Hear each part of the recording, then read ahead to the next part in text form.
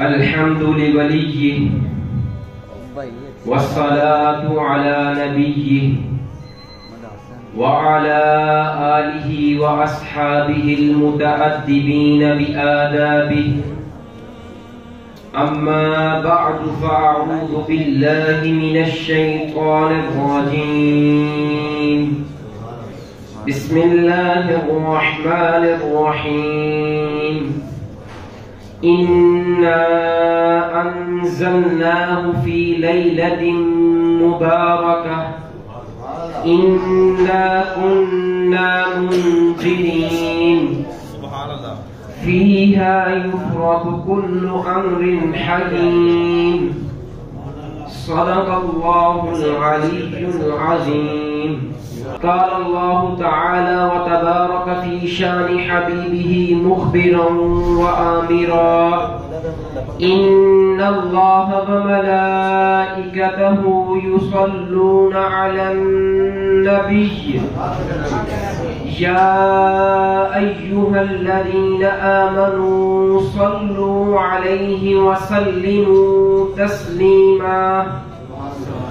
عجب فیض ہے میرے محبوب کی محبت کا، عجب فیض ہے میرے محبوب کی محبت کا، درود ان پہ پڑھتا ہوں رحمتیں مجھ پہ برستی ہیں۔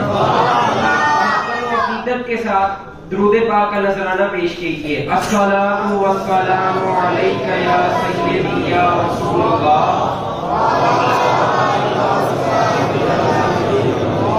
الصلاۃ والسلام علیک یا سیدی یا نبی اللہ وعلی آلک واصحابک یا سیدی یا خاتم النبیین۔ اللہ تعالیٰ کی حمد و ثنا اور فخر دو عالم صلی اللہ علیہ وآلہ وسلم کی بارگاہ میں ہدیہ درود پیش کرنے کے بعد اللہ رب العزت سے دعا ہے کہ اللہ تعالیٰ مجھے حق سچ بیان کرنے کی توفیق عطا فرمائے اور ہم سب کو اس پر عمل پیرا ہونے کی توفیق عطا فرمائے۔ آج ہم جس عظیم بابرکت مجلس میں حاضر ہیں وہ شب برات کے نام سے موسوم ہے۔ یہ شب برات شعبان المعظم کے مہینے میں ہے۔ یہ رات تو برکتوں والی ہے ہی ہے، لیکن یہ مہینہ بھی بڑی برکتوں والا ہے، جس کے بارے میں میرے نبی علیہ السلام نے ارشاد فرمایا شعبان شہری و رمضان شہر اللہ۔ حضور علیہ السلام نے ارشاد فرمایا شعبان میرا مہینہ ہے اور رمضان اللہ کا مہینہ ہے۔ قربان جاؤں شعبان کی عظمت پر، جسے نبیوں کا تاجدار کہتے یہ میرا ہے، اس کی شان کا عالم کیا ہوگا۔ اس کے علاوہ شعبان المعظم کو یہ بھی فضیلت حاصل ہے کہ نبی کریم صلی اللہ علیہ وآلہ وسلم رمضان المبارک کے بعد سب سے زیادہ روزے شعبان المعظم میں رکھتے تھے۔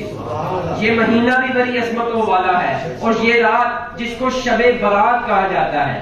اب شب فارسی کا لفظ ہے جس کا معنی ہے رات، اور برات فارسی زبان میں کہا جاتا ہے قسمت یا تقسیم۔ تو چونکہ ایک رائے کے مطابق اس رات میں قسمت کے فیصلے کیے جاتے ہیں، اس لیے اس کو شب برات کہا جاتا ہے۔ اور عربی زبان میں لیلۃ البراء کے نام سے موسوم ہے۔ عربی زبان میں لیلۃ کہتے ہیں رات کو، اور برات مصدر ہے جس کا معنی ہے بری ہونا۔ چونکہ اللہ رب العزت اس رات میں مسلمانوں کو جہنم سے بری فرماتا ہے، اس لیے اسے لیلۃ البراء کہا جاتا ہے۔ اب اللہ جل وعلا نے قرآن پاک میں ارشاد فرمایا انا انزلناہ فی لیلۃ مبارکہ۔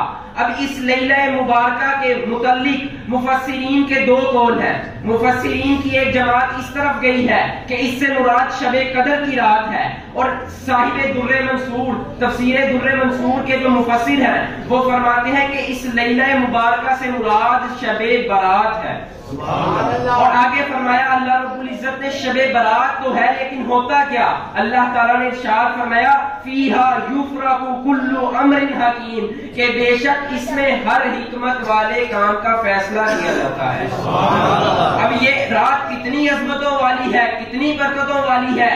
جامع ترمذی میں امام ترمذی روایت لائے، روایت کرنے والی میری اور آپ کی ماں سیدہ طیبہ طاہرہ زاہدہ عابدہ مجتہدہ سیدہ عائشہ الصدیقہ رضی اللہ تعالیٰ عنہا سے روایت ہے۔ آپ فرماتی ہیں میرے نبی علیہ الصلوۃ والسلام نے ارشاد فرمایا شعبان المعظم کی 15ویں رات کو اللہ رب العزت آسمان دنیا پر اپنی شیان شان آتا ہے اور اس کی تجلیات کا ظہور ہوتا ہے اور اس کی رحمت اور اس کی تجلیات کا ظہور ہوتا ہے۔ چنانچہ اللہ رب العزت قبیلہ بنو کلب کی بکریوں کے بالوں سے زیادہ مسلمانوں کی بخشش فرما دیتا ہے۔ اب میرے نبی علیہ الصلوۃ والسلام نے اس کو تشبیہ دی بکریوں کے بالوں کے ساتھ۔ جس طرح بکریوں کے بال گننا ممکن نہیں، اسی طرح اللہ مسلمانوں کی بے حساب بخشش اسی طرح سنن ابن ماجہ روایت کرنے والے امام ابن ماجہ روایت لاتے ہیں مولا مرتضی شیر خدا کرم اللہ وجہہ الکریم سے حضرت علی المرتضی رضی اللہ تعالیٰ عنہ سے روایت ہے۔ آپ فرماتے ہیں فخر دو عالم صلی اللہ علیہ وسلم نے 15 شعبان المعظم کے بارے میں فرمایا قوموا لیلہا وصوموا نہارہا، 15 شعبان کی رات قیام کرو اور دن کو روزہ رکھو۔ اس کے علاوہ فخر دو عالم صلی اللہ علیہ وسلم نے اگلے حصے میں ارشاد فرمایا کہ 15 شعبان المعظم کی رات اللہ رب العزت نماز مغرب کے بعد آسمان دنیا پر اپنی شیان شان اپنی تجلیات کا ظہور فرماتا ہے اور اس کی رحمت آوازیں دینا شروع کرتی ہے۔ اللہ کی رحمت آوازیں دے کر کہتی ہے کوئی رزق مانگنے والا تو میں اسے رزق عطا کروں، ہے کوئی بخشش طلب کرنے والا تو میں اسے بخش دوں، ہے کوئی مصیبت میں مبتلا کہ میں اسے مصیبت سے چھٹکارا عطا فرماؤں۔ حاجتوں کا سلسلہ اسی طرح طلوع فجر تک جاری و ساری رہتا ہے۔ اب جب اس رات کو لیلۃ التوبہ بھی کہا جاتا ہے تو میں آپ کو بتاتا چلوں کہ سچی توبہ ایک ایسا دریا ہے جس میں غوطہ زنی کرنے سے بندے کے تمام گناہ مٹ جاتے ہیں، بندے کے تمام گناہ مٹ جاتے ہیں۔ صدقے دل کے ساتھ آنسو بہانا ایک ایسا سرما ہے جسے آنکھ پر لگایا جائے تو آنکھ دیدار مصطفیٰ کا سراپا بن جاتی ہے، آنکھ دیدار مصطفیٰ کا ذریعہ بن جاتی ہے۔ اس کے علاوہ جب بندہ اپنے گناہوں پر شرمندہ ہو کر صدقے دل کے ساتھ اللہ کی بارگاہ میں گر گرا کر توبہ کرتا ہے تو اللہ اس قدر خوش ہوتا ہے کہ بندے کے پچھلے گناہ بھی معاف فرما دیتا ہے، آئندہ دینی معاملات میں آسانی بھی کر دیتا ہے اور دنیاوی مشکلات سے نجات بھی عطا فرما دیتا ہے۔ اسی لیے اللہ جل وعلا نے قرآن پاک میں ارشاد فرمایا یا ایھا الذین آمنوا توبوا الی اللہ توبۃ نصوحا، اے ایمان والو، اے اللہ کے، اے میرے محبوب کے امتیوں، اے روئے زمین پر چلنے والے مسلمانوں، تم اللہ کی بارگاہ میں توبہ کرو، تم اللہ کی بارگاہ میں اس طرح توبہ کرو کہ دوبارہ گناہ کی گنجائش نہ بچے۔ اب سیدنا ذوالنون مصری ایک بزرگ گزرے ہیں، سیدنا ذوالنون مصری رحمت اللہ علیہ ایک دریا کے کنارے موجود تھے۔ اب سوال کیجئے کہ سیدنا ذوالنون مصری دریا کے کنارے موجود تھے، دریا کے کنارے جب موجود تھے دیکھا ایک بڑا سا بچھو ہے اور دریا سے ایک مینڈک نکلتا ہے، بچھو مینڈک پر چڑھ کر دوسرے کنارے سے چلا جاتا ہے۔ وہ بزرگ اپنے ساتھی کو کہتے ہیں آؤ ہم بھی دوسرے کنارے چلتے ہیں اور منظر دیکھتے ہیں بچھو کا۔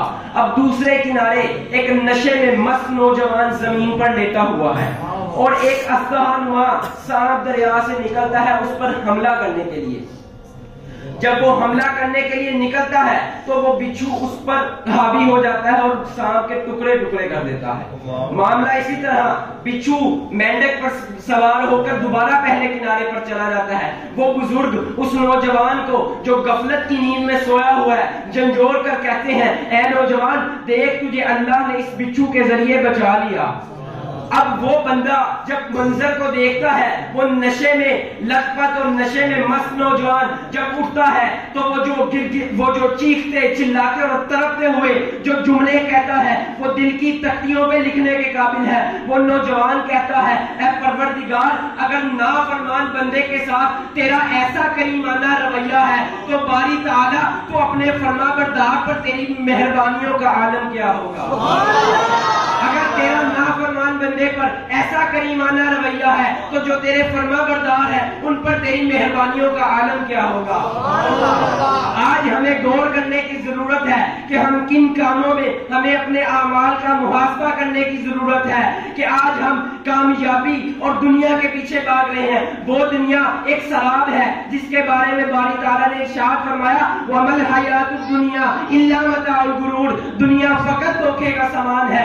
آج ہم سب کامیابی اور پیسے کی دوڑ کے پیچھے چل رہے ہیں۔ ارے لوگوں، جب مسجد سے صدا آتی ہے حی علی الفلاح حی علی الفلاح، دن میں 5 مرتبہ اللہ فرماتا ہے آؤ کامیابی کی طرف، آؤ فلاح کی طرف، آؤ سکسیس کی طرف، تو ہمارے کان پر جوں تک نہیں گنتی۔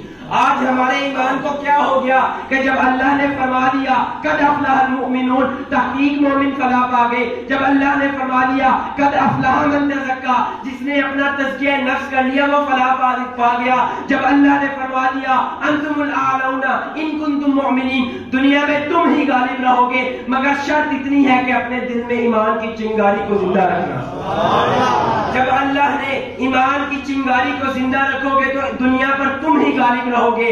آج ہم سب کو اس بات کی فکر کرنے کی ضرورت ہے کہ ہمارے اعمال اس قابل نہیں کہ ہم اللہ کی بارگاہ میں لے جائیں۔ نہ ہمیں نمازوں کا پتہ، نہ ہمیں روزوں کا پتہ، نہ ہمیں زکوٰۃ کا پتہ، نہ ہمیں حج کرنے کا پتہ، نہ ہم جھوٹ بولنے سے باز آتے ہیں، نہ ہم چوری کرنے سے باز آتے ہیں، نہ ہم دھوکہ دینے سے باز آتے ہیں، نہ ہم یتیموں کا مال کھانے سے باز آتے ہیں، نہ ہی ہم کسی برے کام کو چھوڑتے ہیں، پھر بھی اللہ کی رحمت کی امید رکھتے ہیں، رکھنی چاہیے۔ لیکن ہماری حالت کا نقشہ بابا بلے شاہ نے کئی سال پہلے بیان کر دیا کہ حج بھی کیتی جاندے ہو، لہو بھی پیتی جاندے ہو، پیٹ دلا دے حج بھی کیتی جاندے ہو، لہو بھی پیتی جاندے ہو، کھا کے مال یتیمہ دا پاج مسیتی جاندے ہو، پیٹ دلا دے سندے نہیں ٹوپیاں سیتی جاندے ہو، نفس سے چھڑی پھیر دے نہیں دمبے کیتی جاندے ہو، فرض بھلائی بیٹھے ہو، نفلہ نیتی جاندے ہو، اور دسو کہ صحیح بھولے نو کی کیتی جاندے ہو۔ آج ہمیں اپنی حالت پر،